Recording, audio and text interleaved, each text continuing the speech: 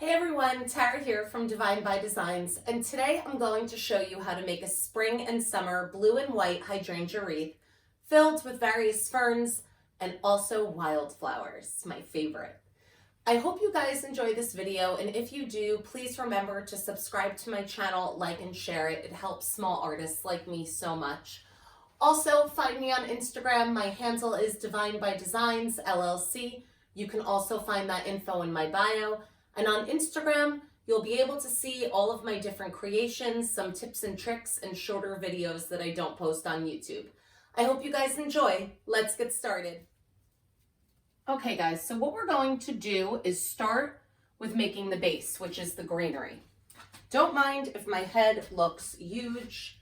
I want to zoom in so you guys could really see what I'm doing. So right now I'm just kind of trying to find a tight spot to get this in. Now it's going to look flimsy, but eventually once everything's in, it's not. You just have to kind of let the process happen. So what I'm going to do is, you see how the tips are ending here? That's where I'm going to start my next greenery. Again, finding a place to kind of jam it in and make sure it's staying. This grapevine wreath is pretty tight. Some of them are super loose where then everything falls out. Sometimes they're tight and then you can't get anything in. So it's kind of like good and bad of both, I guess. So this is called Boston fern.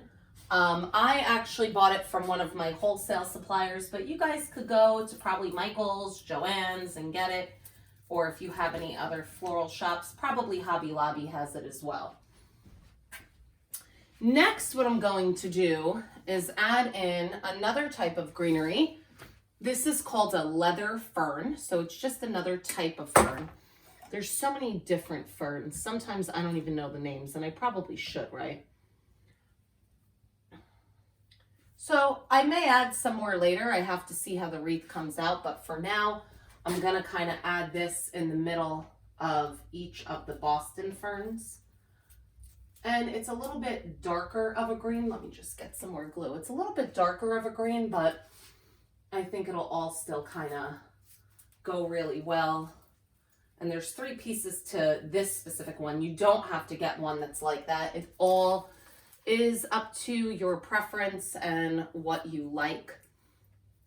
But what we're kind of going for is more of a garden style wreath. And a garden style wreath is typically very full and very flowy and, you know, has a whole bunch of stuff going on.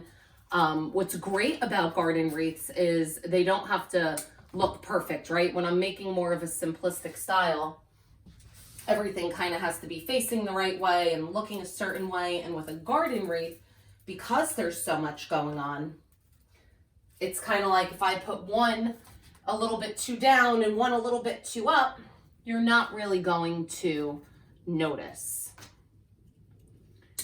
So what I'm doing in the background is, if I think the stems are a little too long, I'm just kind of cutting them down. So if you kind of hear some clicking going on, that's all that it is. Okay, so now we have the base of the greenery. And again, I may add some more. I'm not really sure yet. I'm going to see how it looks as I continue. We're going to be using blue and purple wildflowers. Right now I cut 4 stems of each color. I'm going to alternate them and we'll see how that looks. And if I think I need some more, then I will cut more. These I did get at Michael's. They had some beautiful wildflowers this year. And they had a really great sale. So I was able to pick them up for, I think it was about 30% off. And then at the end of the season, it'll typically go on sale even more, but they may be all gone. So that's the only downfall of waiting until there's like that super, super end of season sale. So I did my purple and my blue. Now I'm on to purple again. And again, where the flower ends, I kind of want that one to start. I am leaving some gaps in between, but like I said, we'll see how much it fills, and if I think I want more, then I can just add more. Okay, and sometimes the stems kind of stick out from the back. So eventually what I will do is after everything sets, I'll cut it down. Sometimes I go in with my hot glue gun from the back of the wreath and just make sure everything's in tightly before I cut all of the stems in the back. But when I do this, you see, I try to get glue on the entire stem just to make sure if I do wind up cutting it, the glue is kind of touching all of the different points.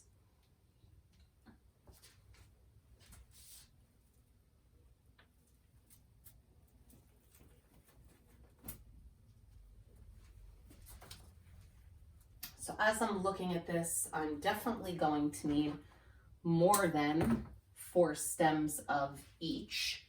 So I probably am going to wind up using 5 for now, at least. Oops. Okay. So let me just cut another purple one, and I already have a blue one cut.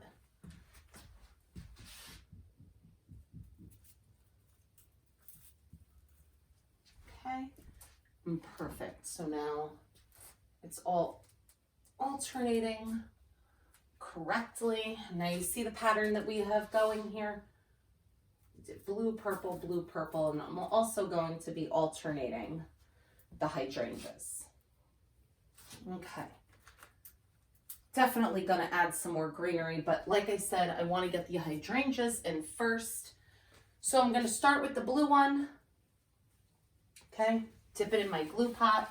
When I dip it in my glue pot, I cup the flower like this. I have dipped these flowers in the glue. I can't even tell you how many times. And then sometimes it really does like ruin the flower. So we're gonna try not to ruin any of the flowers, right? That's the goal today, not ruining any flowers. So again, right, cup it. Dip it in the glue pot. Now I use a glue pot. I should have mentioned that earlier. I use a glue pot, but you can just use a regular hot glue gun. I have both. The glue pot for me, it just really makes my life easier. But again, if you're not doing this as a business like I am, and you're just kind of doing it as a little hobby at home, you really don't have to invest in it. They're not super expensive. I feel like this was maybe about $30. I think I bought it off of Amazon from what I remember. But if not, you can go to, the brand is Shore Bonder. You can go to the Shore Bonder website. Michael's probably has it as well. I know they do carry Shore Bonder. So it's always hard when you're making a full wreath like this is I'm kind of like silently praying in my head that I am placing these correctly so that I can fit 8, but there's not too much of a gap. But if there is, it's not a big deal. You can pull the flowers out and restart it. Hopefully I won't have to do that in this video because that'll just take up even more of your time. But that's basically how you would do it if you did make an error.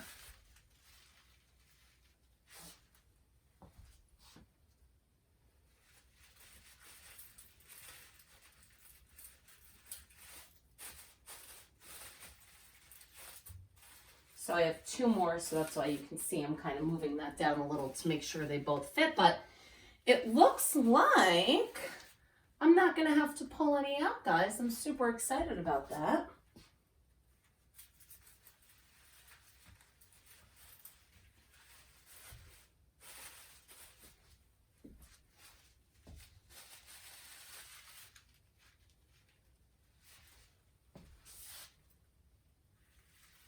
Okay, and again, just kind of finding the best place to fit this. You know, sometimes too, if you see a bigger gap, you can kind of move them and bend them without necessarily having to take anything out. And I kind of want the green going inside and outside, so just kind of moving it around. So what I'm thinking, I'm just going to actually step back here by you so I could see a full look of this. See how this one's kind of sticking out, so what I'm going to do is kind of bury it, right? So now it's not sticking out anymore.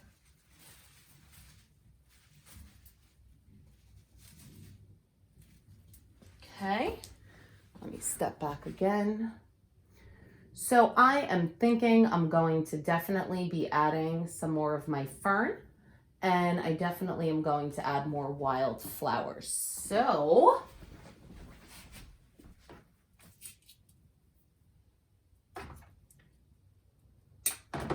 I already pre-cut my fern, and I had cut extra predicting that this would happen. So now what I'm doing is just kind of looking to see where I feel like it's not full enough and where I want some more greenery.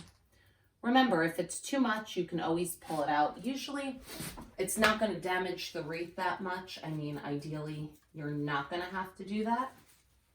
But if you do, it's fine.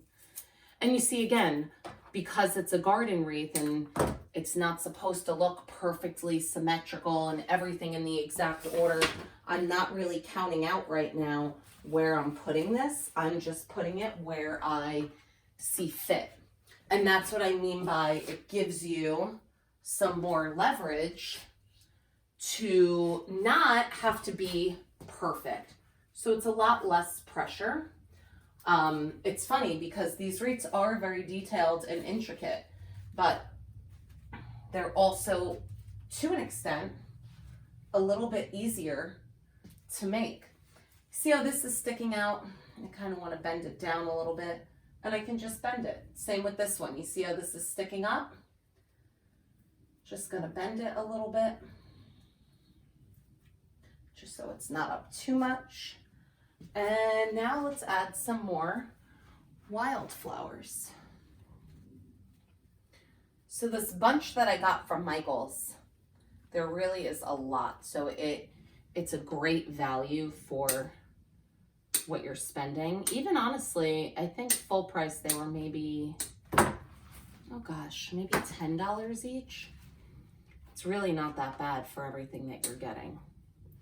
And the reason why I did the purple is blue hydrangeas, artificial and of course real, have a purple, some purple hues in them. So that's what I like about adding the purple, because it really picks up on some of those highlights, right? And that's a lot of ways people decorate. Like I'll find the smallest color in my house and kind of try to pick up on that so that it makes it pop, right? And that's how you get everything to kind of coordinate. So what I'm doing here is if I see a blue, I'm adding another blue next to it. If I see a purple, I'm adding another purple next to it. Ooh. I just popped that whole flower off.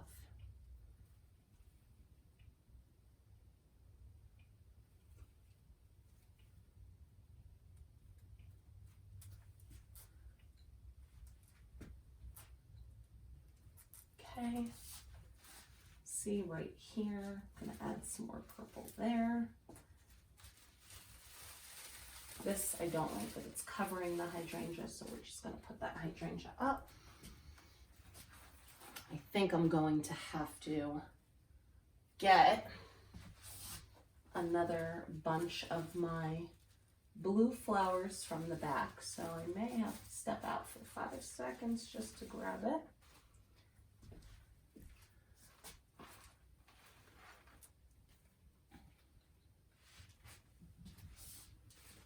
Adding a little bit more purple right there.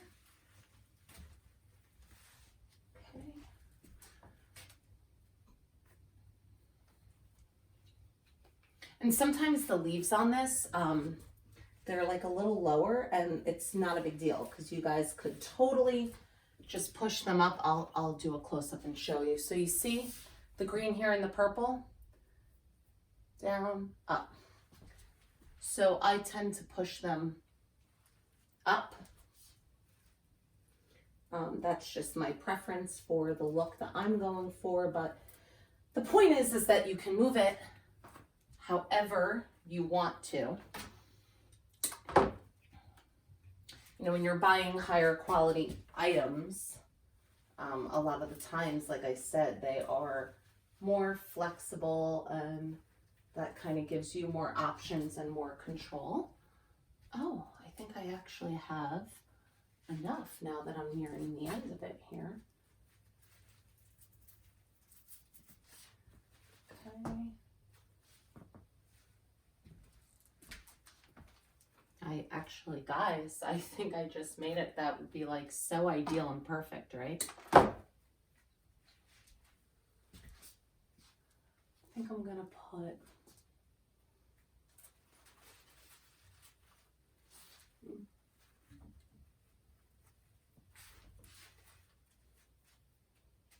a little drop of some of the springs. Okay.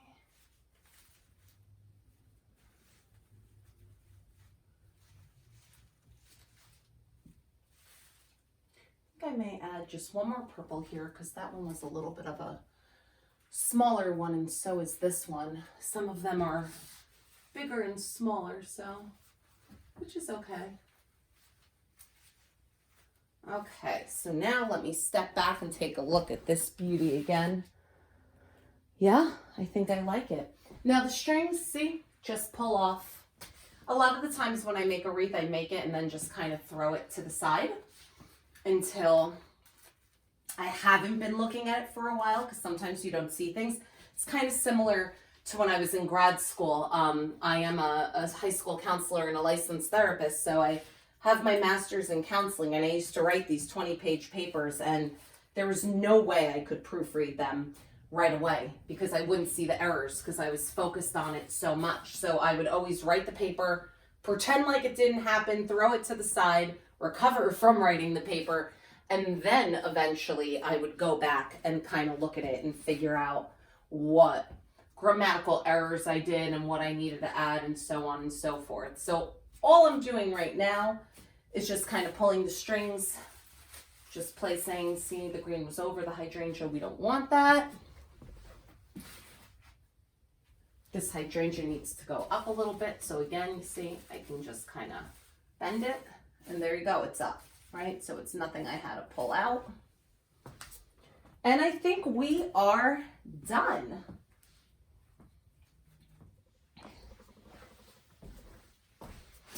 Well, there you have it, guys. We have our spring and summer hydrangea garden wreath filled with 2 different ferns, blue wildflowers, purple wildflowers, and of course, our beloved hydrangeas. I hope you had fun watching, and I hope that you are successful at home making this. But if you are not, or if you just don't really feel like doing it today, I do have an Etsy shop, divinebydesigns.etsy.com. The link is in my bio, so you are more than welcome to purchase one of these beautiful wreaths or one of my other ones. And again, remember, please subscribe to my channel, like and share this video if you enjoyed it. It helps me out so much. And make sure to find me on Instagram at Divine by Designs LLC. Everything is in my bio, and I will be listing all of the supplies that you need. And if you have any questions, please reach out to me. I love to hear from everyone. Thanks again for watching. I hope to see you guys again soon.